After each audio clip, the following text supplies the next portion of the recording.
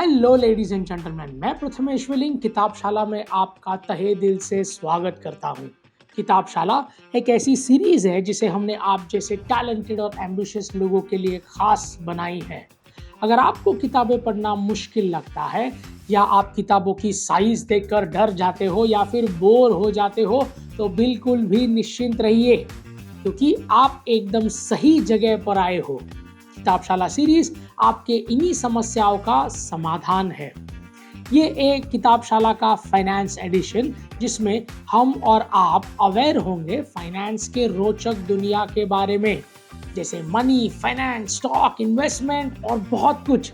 ये सभी वर्ड्स अगर आपको कॉम्प्लेक्स लग रहे हो तो हमारे इस सीरीज को आप मिस मत कीजिएगा, आपको बहुत फायदा होगा। और अगर आप इस सब चीज़ों के बारे में थोड़ी बहुत जानकारी रखती हो तो it will add value to your knowledge. So be all ears ladies and gentlemen. आज के एपिसोड में हम बात करेंगे किताब टू बिग टू फेल के बारे में और जानेंगे 7 core life lessons under 7 minutes. यानी कि आपको ये एपिसोड सुनने के बाद इस किताब का पूरा सारांश मिल जाएगा। चलिए फिर प्रारंभ करते हैं आज का एपिसोड, पर उसके पहले आप हमारे चैनल को सब्सक्राइब कीजिए, बेल आइकन प्रेस करना ना भूलें ताकि हमारे वीडियोस के अपडेट आप तक लगातार पहुंच सके। एक्साइटेड? तो चलिए शुरू करते हैं। हमने अभी कुछ ही दिनों पहले वॉल स्ट्रीट के फाइनेंस सिस्टम पे को लेकर एक किताब कवर की थी जिसका नाम था लायर्स पोकर। उस किताब में हमने जाना कि वॉल स्ट्रीट में क्या फाइनेंशियल डिस्ट्रेस आया था और क्या क्या प्रॉब्लम्स लोगों ने फेस करने किए थे, लेकिन हमने ये नहीं जाना कि प्रॉब्लम्स का सलूशन क्या था और कैसे मिला। टू बिग टू फेल नाम की किताब जो हम आज कवर करने वाले हैं वो इस सवाल का जवाब देती है।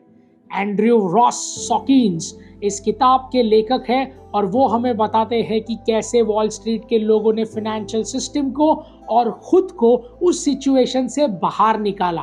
ये किताब 2008 के प्रचलित फाइनेंशियल क्राइसिस को भी कवर करती है जो मॉडर्न हिस्ट्री का एक सबसे बड़ा इकोनॉमिक इवेंट माना जाता है। तो किताब खोलते ही हम पहुंच जाते हैं सितंबर 2008 में, जब फाइनेंशियल क्राइसिस की शुरुआत होने वाली थी और लीमन ब्रदर का कोलैप्स होने वाला था। हमें उस समय की बड़ी बड़ी बातें, प्रेशर या वॉल स्ट्रीट के अधिकारी और कुछ गवर्नमेंट ऑफिशियल्स के द्वारा लिए गए निर्णयों को समझने के लिए लेखक ने हमें थोड़ा टाइम ट्रैवल करके कहानी को पीछे ले जाते हैं। क्राइसिस के पहले क्या हुआ था, क्या ड्रामेबाजी हुई थी, गवर्नमेंट ने क्या रोल प्ले किया था और क्या कॉन्सिक्वेंसेस हुए थे जिससे पूरी की पूरी सिस्टम इस तरह से हिल गई थी, जैसे सबसे बड़े अच्छे ढंग से लेखक ने इस किताब में बताया है। तो जिन्हें भी फाइनेंस में गवर्नमेंट का मार्केट में क्या रोल है इसमें या फिर इकोनॉमी की कॉम्प्लेक्सिटी में इंटरेस्ट है, उन्हें एक बार इस किताब को ज़रूर पढ़ लेना चाहिए, और अगर नहीं तो ये एपिसोड 3-4 बार देख लीजिए। ठीक है, तो आइए चलते हैं 7 इंपॉर्टेंट लेसन्स की ओर और जानेंगे इस किताब को डीप में इन लेसन्स के थ्रू। लेसन नंबर 1 है रेगुलेटरी ओवरसाइट्स। नाउ ये एक ऐसी चीज है को एक्चुअली दर्शाता है कि कैसे कमजोर रेगुलेशंस यानी के कंट्रोल के कारण परिणाम भयानक हो सकते हैं, जैसे कि 2008 क्राइसिस के वक्त हुआ था। रेगुलेटरी ओवरसाइट जरूरी है ताकि हम फाइनेंशियल इंस्टीट्यूशन पर नजर बनाए रख सकें और ये सुनिश्चित कर सके कि ये सभी इंडस्ट्री के रूल्स को फॉलो कर रहे हैं या नहीं। रेगुलेशन में कमी करना, जैसे निगरानी में ढिलाई कर देने या फिर जोखिम को सही तरीके से नहीं समझना, उस समय का संकेत बड़ा कारण था क्योंकि वो ज्यादा रिस्क लेने से बहुत आसान बना देता है। और ऐसे फाइनेंशियल इंस्ट्रूमेंट्स भी उस वक्त बने थे जो बिल्कुल पारदर्शी नहीं थे। ये पॉइंट आजकल के लिए भी वैलिड है गवर्नमेंट के लिए, जो ऐसे वेकअप कॉल देता है जिससे रेगुलेटरी सिस्टम को इवैल्यूएट करने का इंपॉर्टेंस हमें पता चलता है और परेशानी का हल निकालना आसान हो जाता है। तो जो भी रेगुलेटरी में करवाटे होती है उसे क्षमता की बात पर निर्भर करते हैं फाइनेंशियल मार्केट्स की हालत कैसी है। Lesson number 2, moral hazard. Moral hazard से लेखक ये बताते हैं कि कैसे फाइनेंशियल फर्म्स ये सोचती है कि क्राइसिस के टाइम पर गवर्नमेंट उनका लॉस को कवर कर लेगी, जिसके कारण वो और ज्यादा रिस्की बिहेवियर शो करते हैं। जब बैंक्स को या अलग अलग कंपनीज को या ऑर्गेनाइजेशन को ये लगता है कि मुसीबत आने वाली है पर गवर्नमेंट का पैसा उन्हें बचा लेगा, तो वो और भी ज्यादा रिस्क लेने लग जाते हैं और उन्हीं को चिंता नहीं होती कि हमें किसी की कीमत चुकानी पड़ सकती है क्या। ज्यादा जोखिम भरे निवेश करना, सट्टा बाजार में पैसा लगाना या गिरे हुए रिस्क मैनेजमेंट के बारे में नहीं सोचना, ये सब लापरवाही के अंदर आते हैं। ये सब इसलिए होता है क्योंकि फाइनेंशियल इंस्टीट्यूशंस बिना सोचे समझे लोगों का पैसा रिस्क पर लगा देते हैं और बाद में गवर्नमेंट उसकी भरपाई कर देती है, जिससे सिस्टम में और भी इंस्टेबिलिटी आ जाती है। इसलिए मॉरल हैजार्ड्स की बात यहाँ पर की गई है, जिससे लेखक अपने समझाते हैं कि गवर्नमेंट जब इन इंस्टीट्यूशंस को कवर करती है तो इसके काफ़ी अनवांटेड इफेक्ट्स भी होते हैं। इसलिए उनके नुकसान को भरपाई खुद ना करने देना, इससे जोखिम कम होगी और इंस्टेबिलिटी के चांसेस कम होंगे। Lesson 3, government intervention. जब अमेरिकन गवर्नमेंट ने कुछ ऐतिहासिक निर्णय लिए, जैसे वहां बड़ी बड़ी बैंक्स को बंद होने से रोक सके, बचा सके, ये पॉइंट पर परिस्थिति को डिपिक्ट करता है। ये इंटरवेंशन प्राइवेट कंपनीज के रेस्क्यू के लिए होता था, जिससे कई सवाल उठे कि आखिर गवर्नमेंट का इकोनॉमी में रोल क्या है। किसी कोलैप्स को पलटने के लिए गवर्नमेंट की ज़रूरत और फ्री मार्केट आइडियाज़ के बीच के कॉन्फ्लिक्ट को इस किताब में समझाया गया है। कैपिटलिज्म और स्टेबिलिटी के बीच में एक संतुलन बनने में जो कठिनाई का सामना करना पड़ता है, ये बुक उस पर प्रकाश डालती है।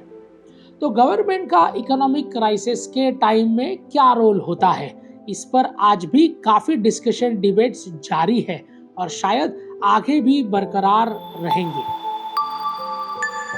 Lesson number 4, lessons not learned in this process. 2008 के क्राइसिस से हमने जो कुछ भी सीखा, क्या वो काफ़ी है कि आगे ऐसी सिचुएशन कभी नहीं आएगी?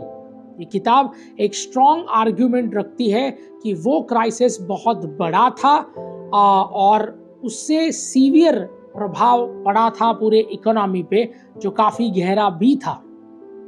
उस क्राइसिस के बाद गवर्नमेंट ने, ऑर्गेनाइजेशन ने कई बदलाव किए, कोई रोक टोक लगाई, लेकिन शायद वो काफ़ी नहीं है जिससे भविष्य में ऐसी आफत ना आ पाए।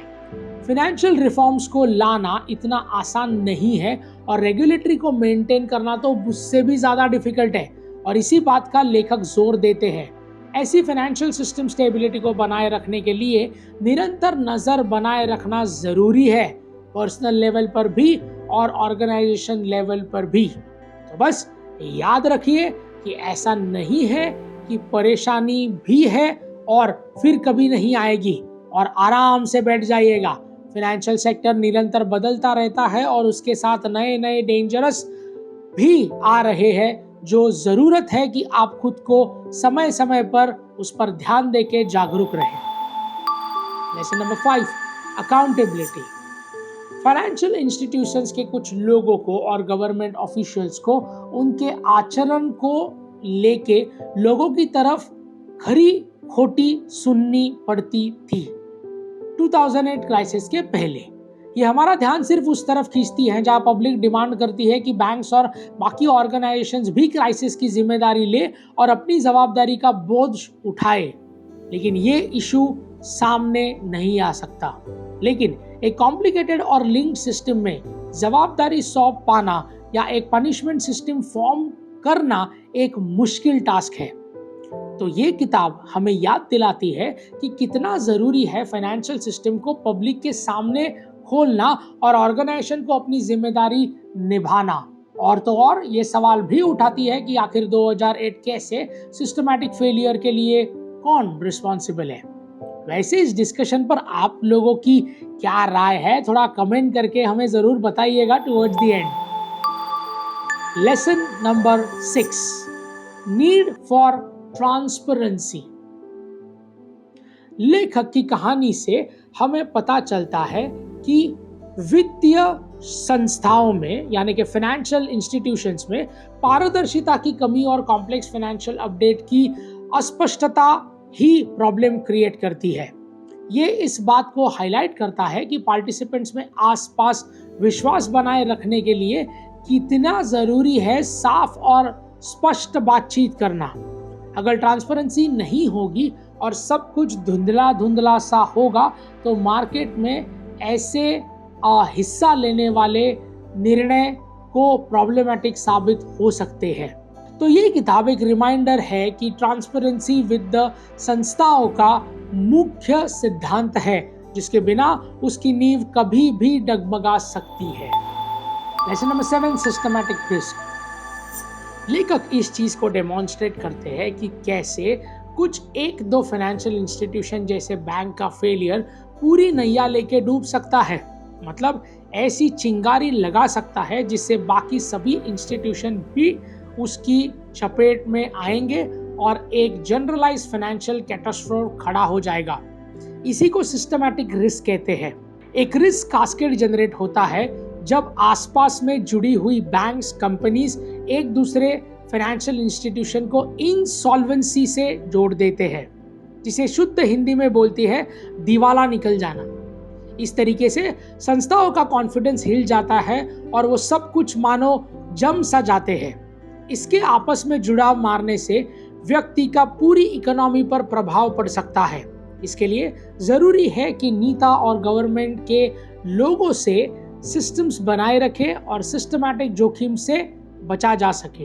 दोस्तों, इसी के साथ हमारे 7 लेसन समाप्त होते हैं।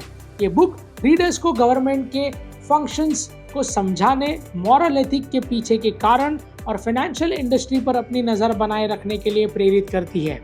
तो 2008 के क्राइसिस से सीखिए और जवाबदारी, पारदर्शिता और रिस्क मैनेजमेंट की ज़रूरत को समझे और ग्लोबल इकोनॉमी को आगे बढ़ने में सहायक बने।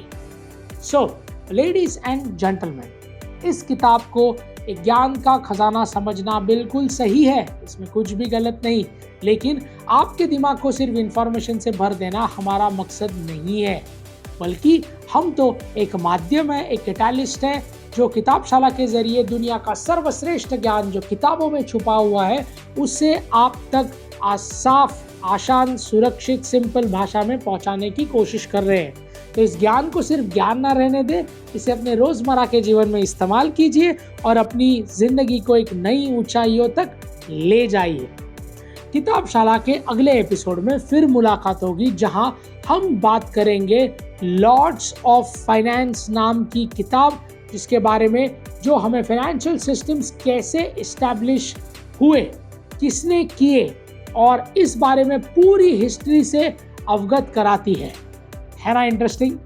So ladies and gentlemen, wait for the next episode. Till then, this is Prathamesh Welling signing off until we meet next. Thank you.